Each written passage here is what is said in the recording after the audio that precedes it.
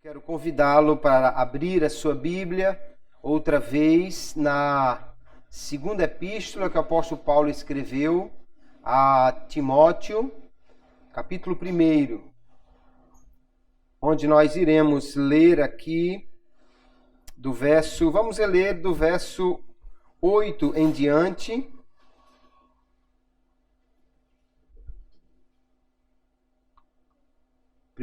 Segunda epístola de Paulo a Timóteo, capítulo 1, verso 8, diz assim: Portanto, não te envergonhes do testemunho de nosso Senhor, nem de mim, que sou prisioneiro seu.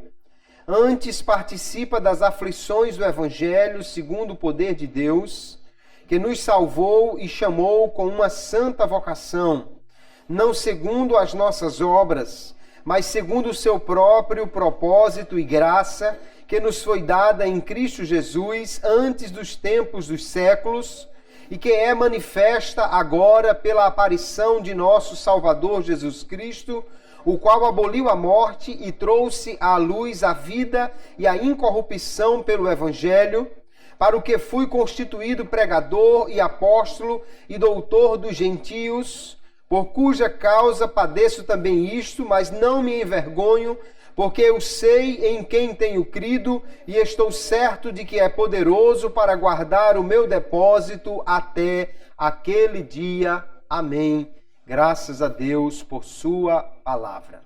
Nós temos aqui, queridos irmãos, a epístola a Timóteo, a segunda, que é o último escrito do apóstolo Paulo. O apóstolo Paulo está aqui escrevendo as suas últimas palavras. Esta é a sua última carta, possivelmente.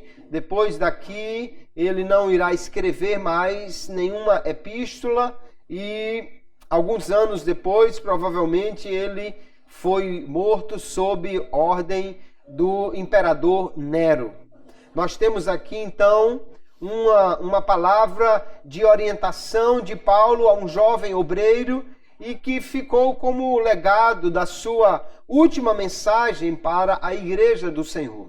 No texto que lemos, Paulo está falando com o obreiro Timóteo, com aquele jovem trabalhador da obra do Senhor, e está aqui falando sobre a salvação em Cristo, o Evangelho, a operação de Deus para nos salvar. E nós vamos nesta noite falar exatamente sobre estas coisas, sobre a salvação, sobre como Deus inicia esse processo de salvação, nos chamando para Ele, o chamado para a salvação, a vocação para a salvação é a primeira ação de Deus para a nossa salvação, e é sobre isso que nós vamos falar nesta noite com o tema O Chamado para a Salvação. Nós vamos ver aqui que o apóstolo Paulo, no verso 9, ele diz que Deus nos salvou e nos chamou com uma santa vocação. Por que que Deus chamou o homem para a salvação? Nós vamos ver, queridos irmãos, antes de mais nada, que o chamado era e é necessário porque o homem está no pecado. Como o homem está escravizado no pecado, escravizado ao inimigo, o seu pensamento, a inclinação da sua vontade, tudo é para desagradar a Deus. O homem, então, não pode buscar a Deus de sua própria iniciativa. O homem no pecado, o homem natural, o homem após a queda, a sua vontade apenas é fazer aquilo que desagrada a Deus. Por sua própria inclinação, ele está dirigido ao pecado. E ele não tem interesse e nem vontade de buscar a Deus. Porque Deus é um ser santo, é um juiz justo, e que se o homem buscá-lo estando no pecado, só vai encontrar condenação. Então o homem não pode e nem vai buscar a Deus por sua própria vontade e iniciativa. Quando nós olhamos na Epístola de Paulo aos Efésios, no capítulo 2, ele faz ali uma descrição de como é o homem no pecado. E ele descreve este homem de forma que vemos que ele está totalmente separado de Deus. No verso 12, capítulo 2 de Efésios, diz que naquele tempo estáveis sem Cristo, separados da comunidade de Israel e estranhos aos concertos da promessa, não tendo esperança e sem Deus no mundo. Essa é a descrição do homem que está no pecado, que está no mundo. Ele está sem Deus e ele não busca a Deus. Ele está separado da comunidade do povo de Deus. Ele está estranho à aliança de Deus. Ele não tem esperança. Ele não busca a Deus. Romanos capítulo 1 também é outro texto onde o apóstolo Paulo descreve a situação do homem sem Deus. E no verso 28 ele diz: e assim como eles, os homens pecadores, rejeitaram o conhecimento de Deus, Deus, por sua vez, os entregou a um sentimento depravado para fazerem coisas que não convêm. Deus revelou-se ao homem. O homem não procurou conhecer a Deus. O homem não busca a Deus. Deus, então, o entrega aos seus próprios sentimentos, pensamentos e vontade. E o homem vai fazer apenas aquilo que não agrada a Deus. Essa é a descrição do homem no pecado, do homem sem Deus. Esse homem nunca vai buscar a Deus. Para que o homem, então, possa ter um relacionamento com Deus, é preciso que Deus vá ao encontro do homem. É preciso que Deus procure esse homem e o chame a uma reconciliação. Nós vamos ver lá em Gênesis capítulo 3, o homem pecou, desobedeceu a Deus, caiu em desgraça, mas no versos 8 e 9 diz assim: e ouvindo a voz do Senhor Deus, que passeava no jardim à tardinha, esconderam-se o homem e sua mulher da presença do Senhor Deus entre as árvores do jardim. Mas chamou o Senhor Deus ao homem e perguntou-lhe: onde estás? Veja, o homem pecou. Então o homem não busca Deus. Pelo contrário, quando Deus se apresenta no jardim, o homem se esconde. O homem foge de Deus. Por quê? Porque o homem está em pecado. Ele sabe que Deus é justo. Ele sabe que errou. Então, se ele se apresentar a Deus, ele vai encontrar apenas punição. E a punição aqui era a morte. O homem, então, procura esconder-se de Deus. Mas veja que Deus é quem vai ao encontro do homem e o chama. Deus chama o homem e pergunta: onde estás? Então é sempre Deus que vai tomar a iniciativa de chamar o homem à reconciliação. Essa é a história da Bíblia. É o que a Bíblia vai nos apresentar. Deus procura o homem, toma a iniciativa de buscar o pecador.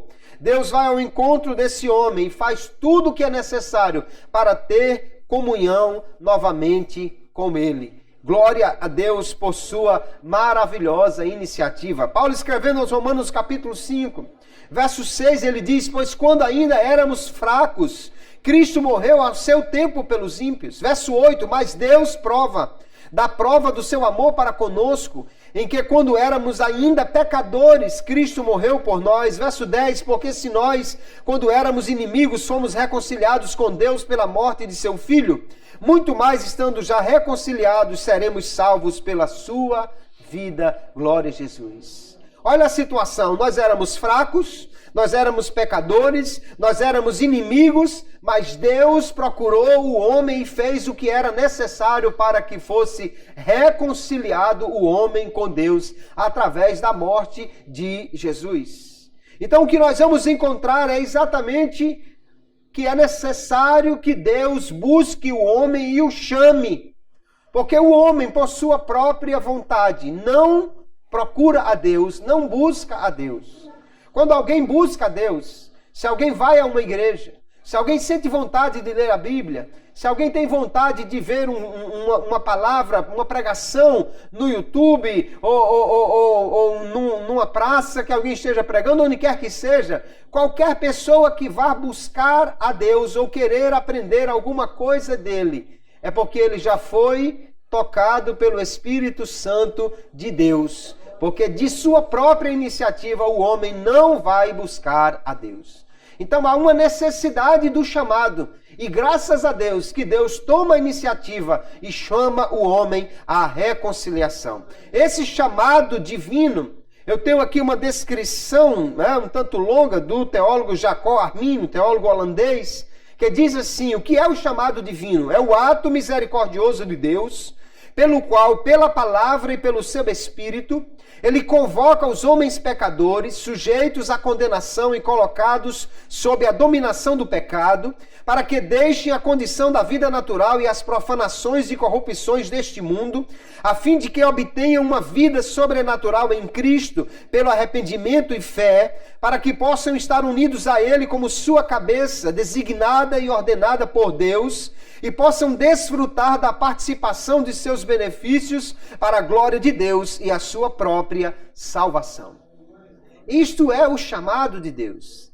Mas vamos ver então, a miúde, em partes, vamos ver como se dá esse chamado de Deus para a salvação do homem. Em primeiro lugar, nós vimos aqui claramente, não somente na descrição que lemos, mas principalmente no texto que nós temos lido aqui, que Deus é quem toma a iniciativa de chamar o homem. O chamado divino, a vocação divina para a salvação, portanto, é um ato da graça de Deus.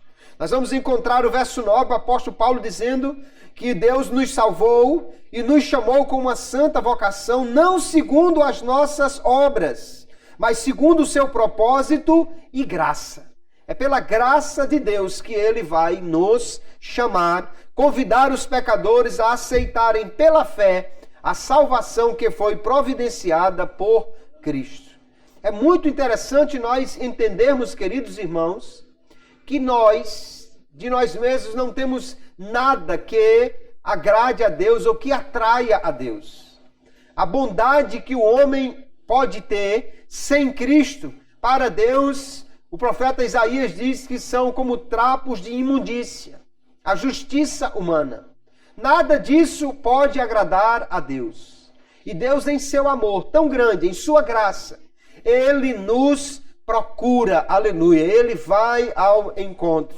Foi o homem quem virou as costas para Deus, foi o homem quem desobedeceu, é o homem quem foge e se esconde de Deus, é o homem que continua desagradando a Deus, mas é Deus que com amor ainda procura o homem e o chama à reconciliação e lhe oferece a salvação. Então a causa do chamado é a graça divina, não são as obras. Se salvação dependesse de obras, ninguém se salvaria. Por quê? Porque as nossas obras simplesmente são insuficientes. E além do mais, se a gente pudesse fazer uma vez uma coisa certa, mas é certo que no dia seguinte faríamos alguma coisa errada. O homem pode até fazer uma coisa que alguém julgasse que seria digna de uma aprovação de Deus. Mas primeiro ele não consegue fazer isso porque ele está impregnado pelo pecado, então tudo o que ele faz é maculado por este pecado. É preciso então que por sua graça Deus tome esta iniciativa. A causa do chamado, o que faz Deus mover-se para chamar o homem para a salvação, é tão somente a graça divina, é a sua bondade, é o seu amor, é a sua misericórdia e não as nossas obras. Paulo, escrevendo a Tito, capítulo 3, verso 4, ele diz: mas quando apareceu a bondade de Deus, nosso Salvador, e o seu amor para com os homens, não em virtude de obras de justiça que nós houvéssemos feito, mas segundo a sua misericórdia, nos salvou mediante o lavar da regeneração e renovação pelo Espírito Santo. Veja que Paulo está dizendo claramente, foi a bondade de Deus, foi o seu amor que fez com que ele se movesse e oferecesse então esta salvação e nos lavasse e nos regenerasse por seu Espírito Santo. Não foi pelos méritos humanos, não pelas obras que nós fizemos. Isso é maravilhoso, amados irmãos. já é para nós louvarmos a Deus, porque nós não merecíamos sequer que Deus nos procurasse. Nós demos as costas para Ele, mas Ele assim mesmo nos ama e faz tudo o que é necessário para a nossa salvação e vem ao nosso encontro e oferece essa salvação de graça e nos chama a esta reconciliação. João capítulo 6, verso 44 em diante, o Senhor Jesus falando, Ele vai dizer uma coisa que nós precisamos guardar muito bem guardada no coração. Ele diz, ninguém pode vir a mim se o Pai que me enviou o não trouxer. E eu o ressuscitarei no último dia. No verso 65 do mesmo capítulo, e dizia, por isso eu vos disse que ninguém pode vir a mim, se por meu Pai lhe não for concedido. Aqui está claro que é o Pai, Deus, quem procura o homem, que toca no seu coração, que concede a ele esta oportunidade, este chamado, para que ele possa vir a Cristo. Ninguém vem a Cristo sem ser chamado. Agora, infelizmente, nem todo que é chamado vem a Ele, porque alguns rejeitam a sua oferta, como nós vamos ver mais adiante. Então, se alguém tem uma vontade, alguém vem a uma igreja, como eu já disse, não é porque a pessoa é boazinha, porque ele desejou, porque ele é uma pessoa de bem. Qualquer um que procure a Jesus, é porque Deus, o Pai, já agiu no seu coração, já o atraiu por seu Espírito Santo, já lhe concedeu esta oportunidade, este chamado de ir a Cristo. Então, a graça de Deus é que faz com que nós sejamos chamados para a salvação. Como é esse chamado de Deus? Como é esta vocação que Deus nos chama para aceitarmos a Jesus como seu Salvador? Essa vocação, segundo descreve Armínio, é em parte externa pela pregação do Evangelho. E nós vamos ver Paulo aqui no texto que nós lemos, falando exatamente do Evangelho, que ele diz que a graça de Deus foi manifesta pela aparição de Cristo, e ele diz que nos trouxe a luz, a vida e a incorrupção pelo Evangelho, para o que foi constituído pregador. O Evangelho é a oferta de salvação de Deus, o convite de Deus para os homens. E aí nós vemos a importância da pregação do Evangelho. Se você é um crente em Jesus, você também é uma testemunha de Jesus para pregar o seu Evangelho. Aqui não estamos falando apenas dos pregadores que têm um chamado para pregar para multidões. Não estamos falando aqui apenas dos Billy Grahams da vida. Nós estamos falando aqui de todo e qualquer crente que pode dar testemunho que Jesus lhe amou, lhe salvou, lhe chamou para a salvação e também oferece essa salvação a todo aquele que crê. A pregação do Evangelho é necessária, é importante para que alguém possa ser chamado à salvação. Mas existe uma outra chamada importante, que é a ação interna pelo Espírito Santo de Deus. Quando a pregação chega aos ouvidos e a ação do Espírito Santo chega ao coração, aí então há esse convencimento e há essa absorção da mensagem do Evangelho, para que possa gerar, então, arrependimento e fé naquele que vai alcançar esta salvação. Vamos ver alguns textos. Primeiro, 2 Timóteo capítulo 3, verso 15. O apóstolo Paulo vai falar aqui ao próprio Timóteo, dizendo, e que desde a tua meninice sabes as sagradas letras que podem fazer-te sábio para a salvação pela fé que há em Cristo Jesus. Desde pequeno que alguém pregava para Timóteo, que a sua mãe Eunice e a sua avó Lloyd pregavam para ele, falavam falavam para ele da mensagem de Cristo. E essa mensagem de salvação, o apóstolo Paulo diz, pode fazer-te sábio para a salvação, trazer o conhecimento para a salvação. Dificilmente, queridos, alguém vai ser salvo se não for alcançado pelo Evangelho, pela pregação da palavra de Deus.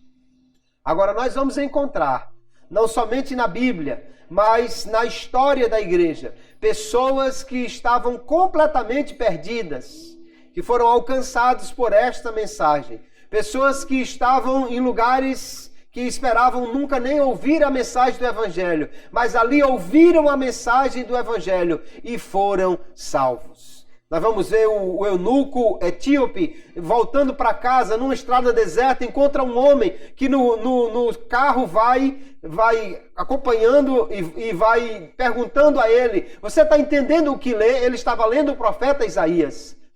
Filipe sobe ao carro e explica ao homem a mensagem do Evangelho. Ele crê e é salvo e é batizado. Esta mensagem do Evangelho é muito importante, mas ela se torna poderosa no coração quando há a ação do Espírito Santo.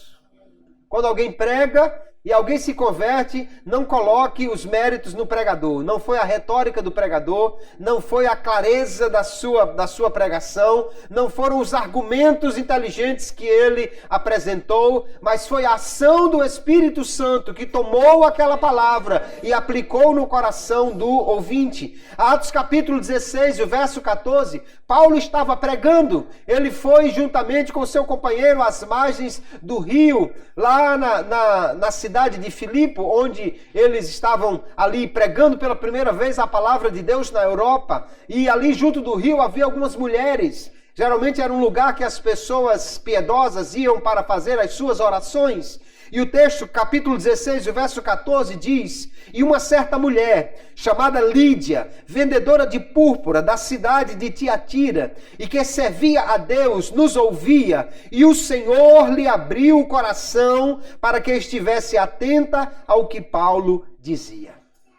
Não foi a pregação de Paulo simplesmente, mas foi o Senhor, por seu Espírito Santo, que tocou no coração daquela mulher e fez com que ela ouvisse, desse atenção, entendesse o que estava sendo pregado e abrisse então a sua vida, entregasse a vida para Jesus. Nós vamos encontrar aqui o apóstolo Paulo falando do Evangelho, e ele vai falar que não somente o Senhor chamou, salvou, mas ele diz também que ele é poderoso para guardar, e ele diz a Timóteo no verso 14, guarda o bom depósito pelo Espírito Santo que habita em nós. É este Espírito que tem o poder de trazer ao coração esta confiança, trazer ao coração esse convencimento, esta fé, para que o homem possa ouvir e guardar a palavra de Deus.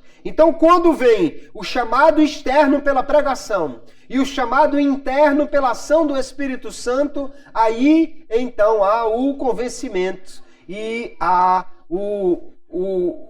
a preparação no coração, a clareza na mente, para que o homem possa ouvir e responder favoravelmente à pregação do Evangelho. A quem é que Deus chama para a salvação? Para quem é esse chamado para a salvação? Há alguns teólogos que dizem que há um chamado geral para todas as pessoas, mas esse chamado não é este que salva. Há um chamado particular, secreto, para apenas algumas pessoas que são os eleitos, e que só esses poderão ouvir a palavra e se salvar. Mas nós não acreditamos assim, porque nós olhamos para as Sagradas Escrituras e nós vemos que Deus não chama apenas alguns, Deus chama a todos para a salvação. E Deus não chama alguns parecendo que quer salvar sem querer. Deus não faz esse tipo de convite falso. O convite de Deus é verdadeiro e o chamado de Deus era para todos.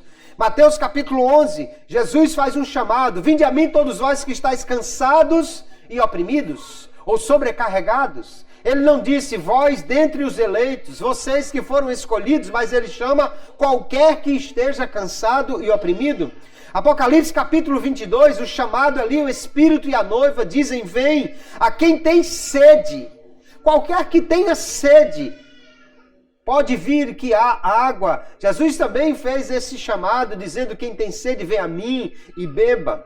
O Evangelho, Marcos capítulo 16 e verso 15, é ordenado que seja pregado a toda a criatura. Nós vamos encontrar ainda diversas passagens nas Escrituras, onde o convite de Deus, o chamado para a salvação, é feito a todas as pessoas. Mateus capítulo 22, há uma parábola muito interessante, que Jesus fala exatamente do convite de Deus para o banquete escatológico, para a comunhão com Deus, para a reunião de encontrar-se com Deus que o Senhor Jesus contou nesta parábola. Na parábola, o rei convida algumas pessoas para o casamento de seu filho. Aquelas pessoas, pelo que dá-nos a entender, já tinham sido avisadas que o convite chegaria. Já tinham sido avisadas que eles estavam sendo alvo do convite do rei.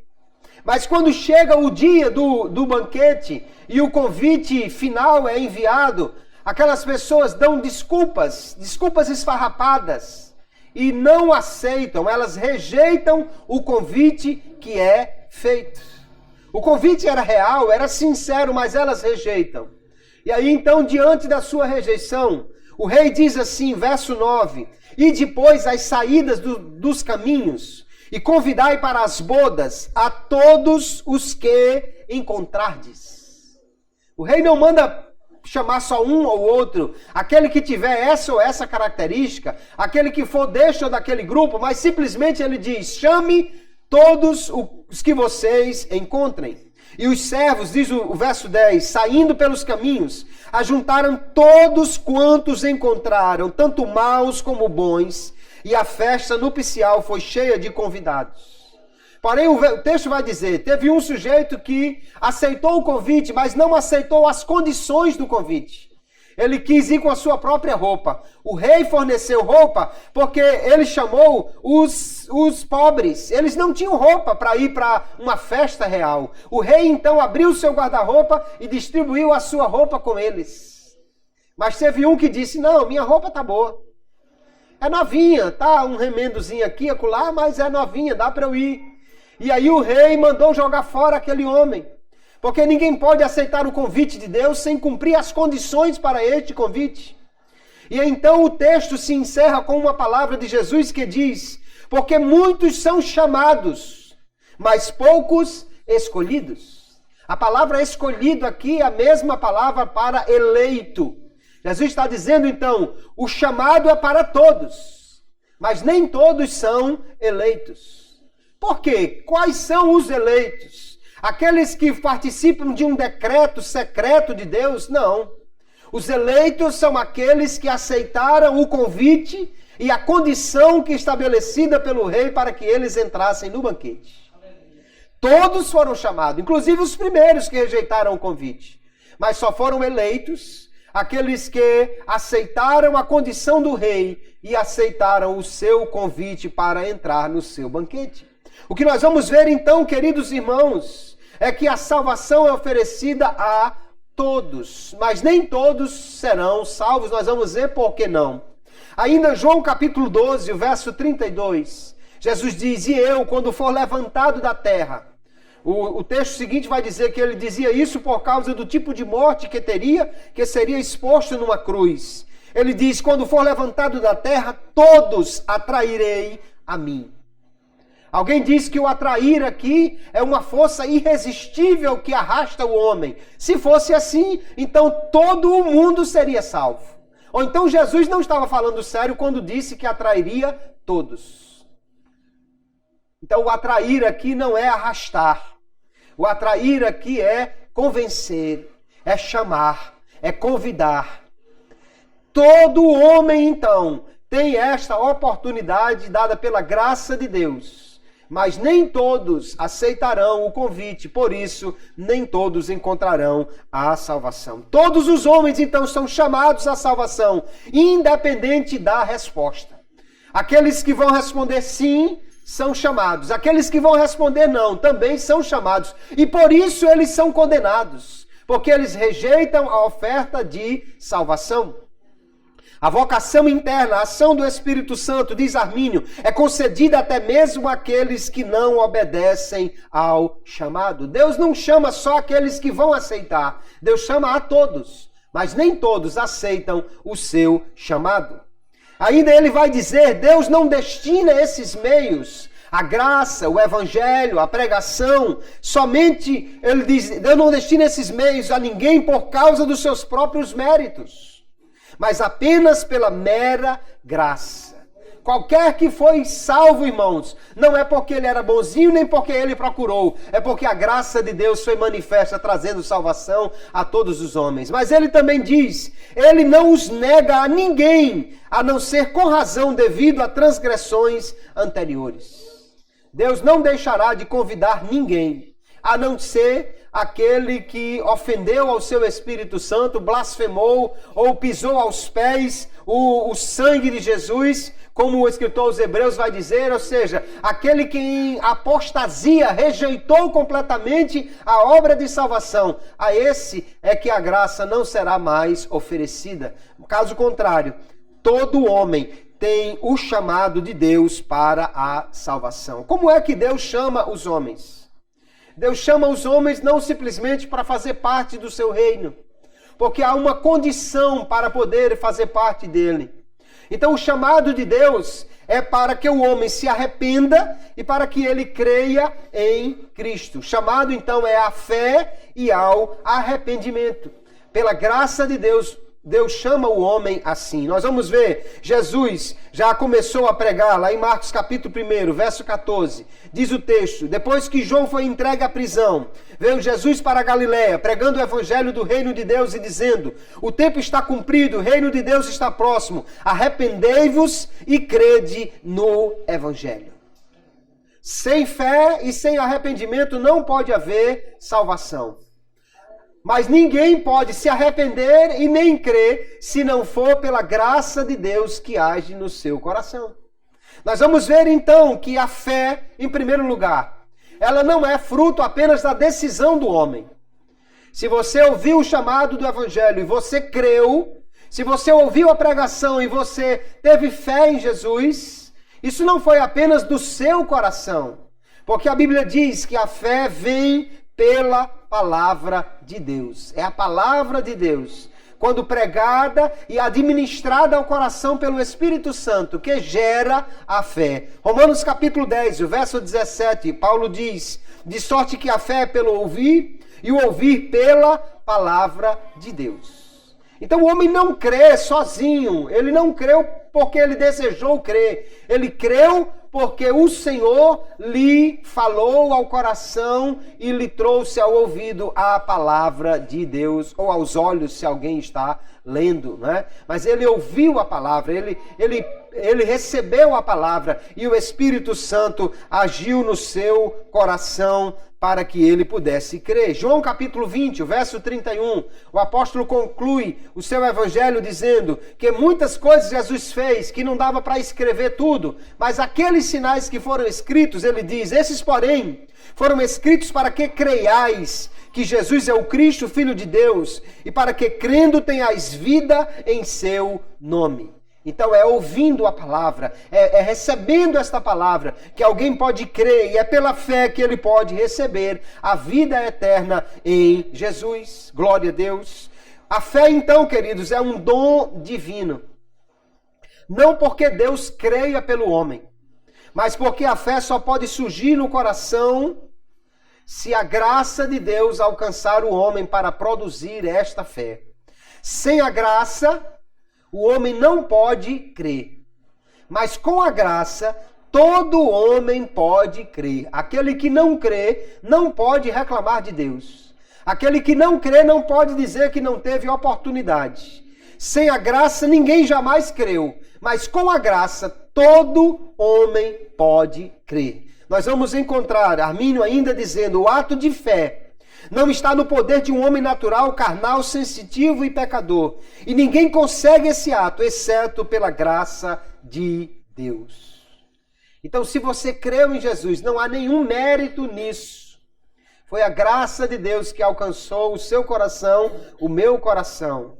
Mas, porque essa graça nos alcançou, nós entendemos a mensagem do Evangelho, recebemos essa palavra no coração e resolvemos então crer, aleluia, porque fomos alcançados por essa maravilhosa graça. Você pode louvar a Deus, porque você creu, aleluia, porque o Espírito de Deus agiu assim no seu coração. Agora, sabe o que é mais interessante nisso, o que é maravilhoso nisso tudo, irmãos? É porque se nós entendemos que a fé não é fruto apenas da nossa vontade, mas ela é ministrada ao coração pela graça de Deus. Então, enquanto você continuar buscando essa graça, enquanto você continuar deixando que o Espírito de Deus fale ao seu coração, você nunca vai deixar de crer.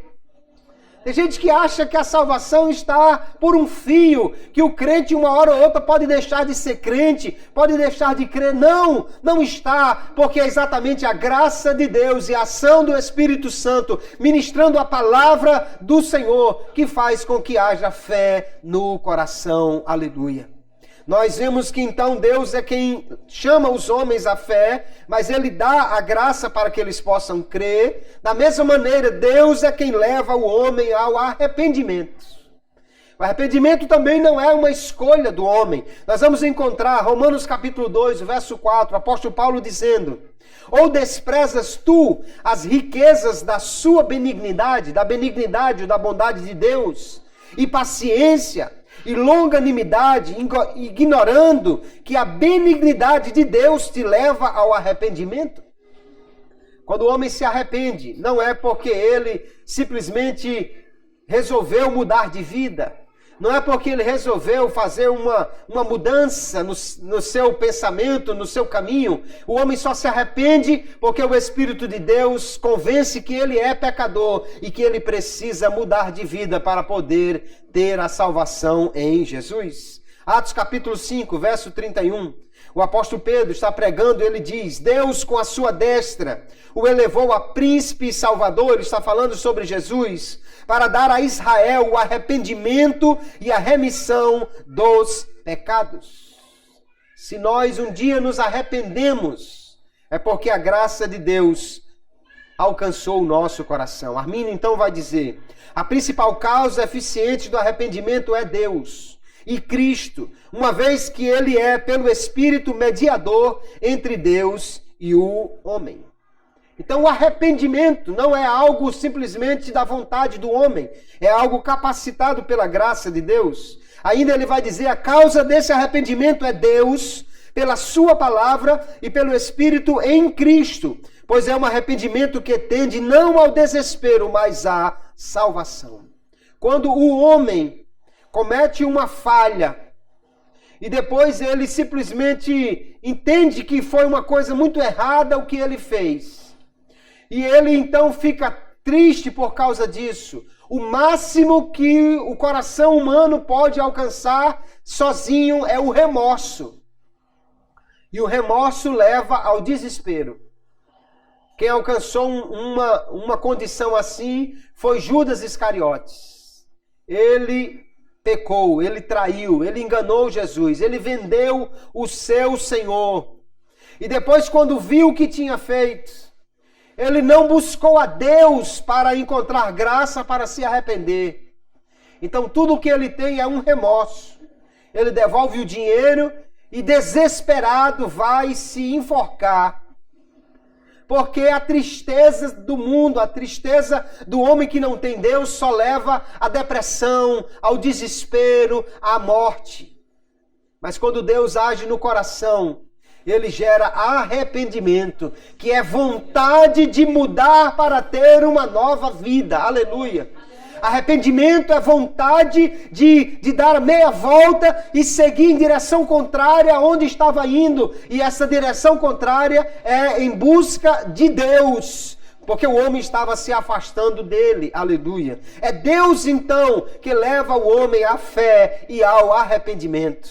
Então o chamado divino, queridos, É para que o homem creia, para que o homem se arrependa. E nós podemos entender que a graça é a fonte disto. É a graça que faz com que o homem possa crer, se arrepender, voltar-se para Jesus e receber a salvação. A graça é a fonte e a fé, que inclui o arrependimento, é a condição da salvação. Ninguém será salvo se não crer. Deus não salva incrédulos. Mas todo aquele que crê será salvo. No entanto, só pode crer. O homem só pode crer em Jesus. Só pode entender que é pecador e necessita de um Salvador. E só pode abraçar Jesus como seu Salvador se ele for primeiramente alcançado pela graça de Deus, quando ministrada pelo Espírito Santo, que aplica a palavra pregada ao coração e faz com que haja no homem esta fé e este arrependimento para a sua salvação. Glória a Deus. Então é a graça de Deus que alcança o homem para que ele possa se salvar. Esta ação da graça, que vem antes da salvação, é o que é chamado de graça preveniente. Pré antes e veniente que vem antes. A graça que vem antes que o homem se salve é chamada de graça preveniente. É a primeira ação de Deus no coração do homem. Se o homem não resiste a essa graça, então a graça continua a operar no coração do homem e aí se torna graça salvadora, graça sustentadora, graça que continua operando no seu coração. Mas a primeira ação da graça, a graça é uma só, mas a sua primeira ação é o que nós chamamos de graça preveniente. Ela é, nesse primeiro momento, ela é irresistível, no sentido de que não há homem que fuja dela. Todos os homens são alcançados por esta graça. Ela age no coração do homem para convencê-lo de que ele é pecador e precisa de salvação. Só que alguém pode aceitar esta oferta de salvação, reconhecendo o seu pecado e crendo em Jesus, ou alguém pode resistir a ela. A primeira ação de irresistibilidade da graça diz respeito à capacidade de ouvir o chamado de Deus. Ninguém está isento disso.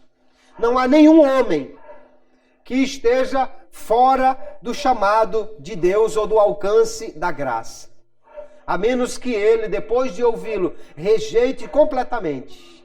Mas em sua primeira ação, ninguém pode escapar desta graça. No entanto, essa graça pode ser resistida quando o pecador rejeita a oferta de salvação que a acompanha.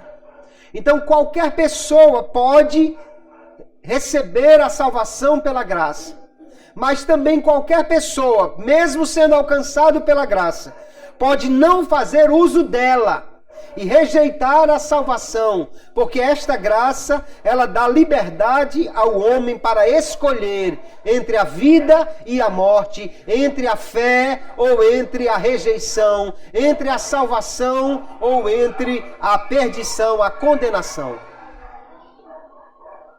Esta graça é maravilhosa, mas infelizmente ainda há quem rejeite a graça de Deus. O homem pode então rejeitar o chamado de Deus.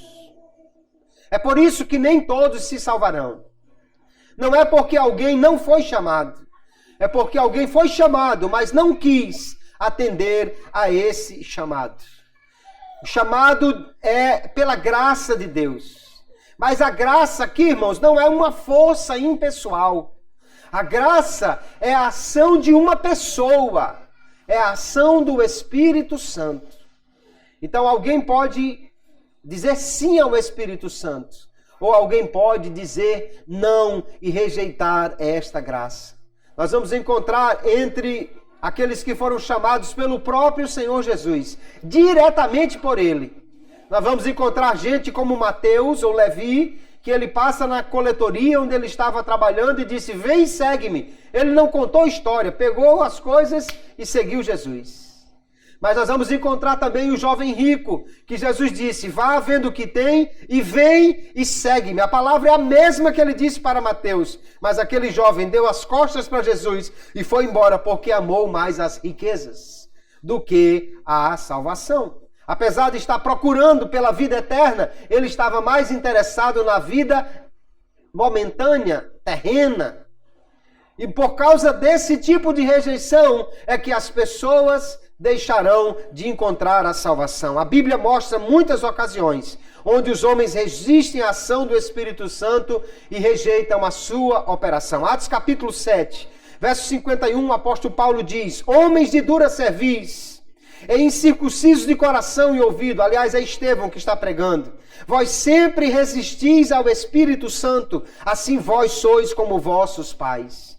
Estevão está dizendo que aqueles homens rejeitavam a oferta de Deus, rejeitavam a Cristo como Messias e Salvador, porque eles resistiam ao Espírito Santo de Deus. Lucas capítulo 7, verso 30, Jesus vai falar dos fariseus e doutores da lei, e ele diz que eles rejeitaram o conselho de Deus quanto a si mesmos, não sendo batizados por ele. Não é que eles não foram incluídos no conselho de Deus. Não é que eles não foram incluídos no chamado para a salvação. Mas eles, claramente diz o texto, rejeitaram o que Deus havia preparado para eles ou oferecido a eles. O homem, então, quando rejeita esta salvação, ele não pode de maneira nenhuma alcançá-la. A salvação é um presente, é um dom de Deus, que pode ser recebido, mas também pode ser rejeitado. Nós vamos encontrar a mais clássica das orações de Jesus sobre esse assunto, quando lá em Mateus capítulo 23, o verso 37, diz o texto que Jesus está chorando sobre a cidade de Jerusalém, e orando diz, Jerusalém, Jerusalém, que matas os profetas e apedrejas os que te são enviados. Quantas vezes quis eu ajuntar os teus filhos, como a galinha ajunta os seus pintos debaixo das asas, e tu não quiseste. Aqui há uma rejeição deliberada. Jesus foi rejeitado por Jerusalém. Obviamente não por todos daquela cidade, mas por seus líderes e pela maioria que, em vez de abraçá-lo, gritaram, crucifica-o, crucifica-o. Jesus chora sobre aquela cidade, porque ele diz, eu quis a reconciliação, eu quis colocar vocês debaixo das minhas asas, eu quis trazer vocês debaixo da minha salvação, mas tu não quiseste. A mesma coisa Jesus dirá àquele que no dia da eternidade não encontrou a salvação. Eu quis, mas você não quis. É o que Jesus vai dizer a ele. Nós vemos muitos exemplos na Bíblia de pessoas que desprezam a graça de Deus. De pessoas que vão contra o que o Senhor lhes diz ou lhes oferece. Alguém diz que Deus determina tudo o que acontece, nada acontece senão aquilo que Deus determinou. Mas nós vamos encontrar na Bíblia muitas palavras que contrariam esse pensamento. Jeremias capítulo 32, o verso 35, diz assim, é Deus falando por meio do profeta, e edificaram os altos de Baal, que estão no vale do filho de Inom, para fazerem passar seus filhos e suas filhas pelo fogo a Moloque, o que nunca lhes ordenei, nem subiu ao meu coração que fizessem tal abominação para fazerem pecar a Judá. Está claro aqui que não foi Deus que determinou que eles fizessem isso. Está claro aqui que não foi Deus que decretou que eles pecassem. Deus não decreta o pecado.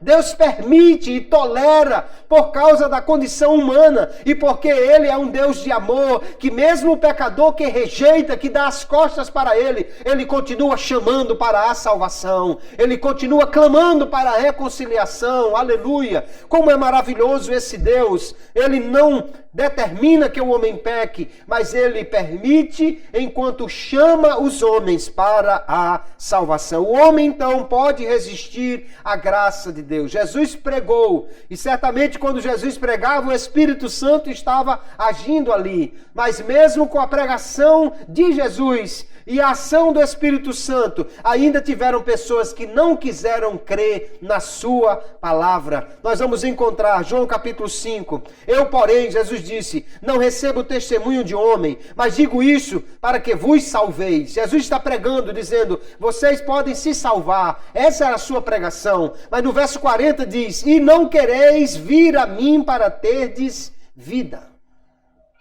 Não é que Jesus não tivesse querendo a salvação deles, é que eles não estavam querendo vir a Jesus. Há muitos que rejeitam a oferta da graça de Deus. Por isso o escritor aos Hebreus capítulo 12, verso 15, ele diz, tendo cuidado de que ninguém se prive da graça de Deus, e de que nenhuma raiz de amargura brotando vos perturbe, e por ela muitos se contaminem.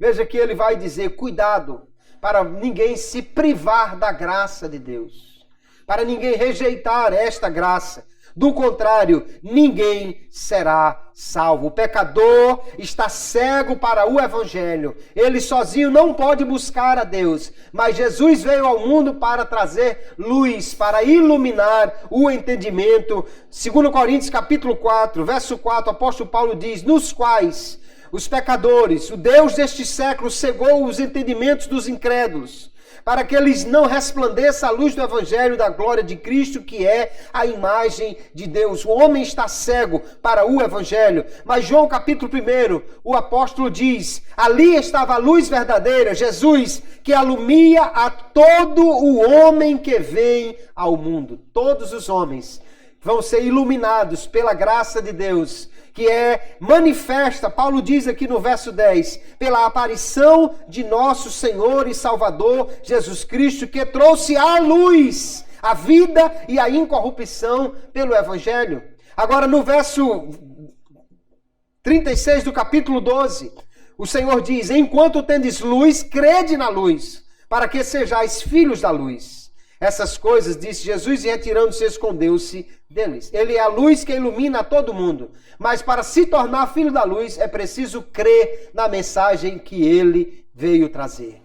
Somente pela fé os homens podem crer. A palavra de Deus exorta então os homens a crerem, a não rejeitarem a graça. Mas muitos, infelizmente, não cumprem isso. 2 Coríntios 6 e 1, nós, diz o apóstolo Paulo, cooperando também com ele, vos exortamos a que não recebais a graça de Deus em vão. Quando é que alguém recebe em vão a graça de Deus? Quando rejeita a mensagem que ela traz ao coração. Quando não se dobra à mensagem do Evangelho, quando resiste à ação do Espírito Santo de Deus. Então nós entendemos aqui, queridos, pela palavra do Senhor, que Ele nos chamou com uma santa vocação por sua graça. Deus chama todas as pessoas e graciosamente lhes habilita, lhes capacita a responder positivamente em fé e arrependimento. Se você um dia se arrependeu, se você um dia creu e continua crendo, é pela graça de Deus. E você vai continuar crendo exatamente pela mesma graça de Deus, que pelo Espírito Santo é aplicada ao meu e ao teu coração. Aleluia. Nós podemos crer e podemos continuar crendo, porque a graça de Deus no nosso coração é quem nos dá esta capacidade. Nós somos chamados segundo o propósito de Deus. No verso 9, Paulo diz que isso aconteceu antes dos tempos dos séculos. Antes da fundação do mundo, Deus já estava com o propósito estabelecido de nos chamar. E Ele já sabia quem iria aceitar. Por isso, esses são eleitos. Aleluia. Os eleitos são exatamente aqueles que Deus sabia que iriam ouvir o chamado e responder positivamente em fé. Aleluia. Aqueles que ele conheceu, diz o apóstolo Paulo, também os elegeu, os chamou, os santificou. Efésios capítulo 1 diz que nós somos eleitos em Cristo antes da fundação do mundo. E como é que alguém se torna em Cristo? Pela fé nele. Somente aqueles que responderem em fé serão salvos. Encerro com as palavras de Agostinho de Hipona, um dos maiores teólogos, que são seus escritos usados tanto pelos que defendem a salvação oferecida livremente pela graça, como por aqueles que acham que Deus já determinou aqueles que serão salvos, independentemente de sua fé e obra. Mas Agostinho vai dizer aqui, na sua explicação de Romanos capítulo 8, verso 28 a 30, e ele diz: e não predestinou alguém, a não ser aquele que de antemão conheceu que acreditaria em seu chamado e o seguiria, o qual ele denomina eleito. De fato, muitos não vêm ao ter sido chamados, mas ninguém vem se não tiver sido chamado. Tem gente que ouve o chamado de Deus, mas não quer, para sua própria perdição, rejeita a oferta da graça. Mas eu e você só estamos aqui, só recebemos esta salvação, porque um dia fomos chamados por Deus, aleluia. Ouvimos o seu chamado, não fomos nós que fomos à procura dele. Ele nos procurou e nos encontrou, aleluia. Nós só podemos louvar a Deus por sua maravilhosa graça, queridos irmãos. Porque Ele, o Senhor, mesmo quando nós éramos fracos, pecadores, inimigos, quando dávamos as costas para Ele, Ele nos procurou, Ele nos chamou, Ele nos alcançou por sua graça e nós respondemos em fé e arrependimento, porque Ele nos capacitou para isto. Eu acho maravilhosa a história da redenção e a pregação do Evangelho, como ela alcança tantos homens. Eu já ouvi muitos testemunhos, você certamente já ouviu, de pessoas que tinham ódio de crente, de gente que apedrejou o crente, de gente que perseguiu o crente, de gente que bateu em crente, de gente que perturbou culto, de gente que jogou pedra em cima da igreja. Mas um dia ele foi alcançado pela graça de Deus, aleluia. E agora ele é um crente e está debaixo do mesmo telhado que um dia ele apedrejou.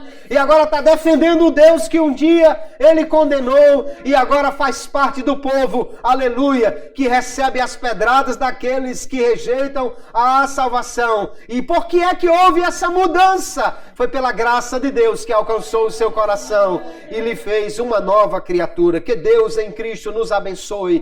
Que nós possamos neste dia e cada dia louvar a Deus por sua maravilhosa graça e por ela continuar firmes nesta fé, aleluia, porque nós somos salvos pela fé em Cristo e aleluia, porque Ele nos chamou, mesmo quando nós estávamos distantes e não queríamos nem conversa com Ele. Ele nos chamou e nos alcançou. Por isso nós somos dele hoje e para todos sempre. Que Deus abençoe a todos no nome de Jesus. Amém.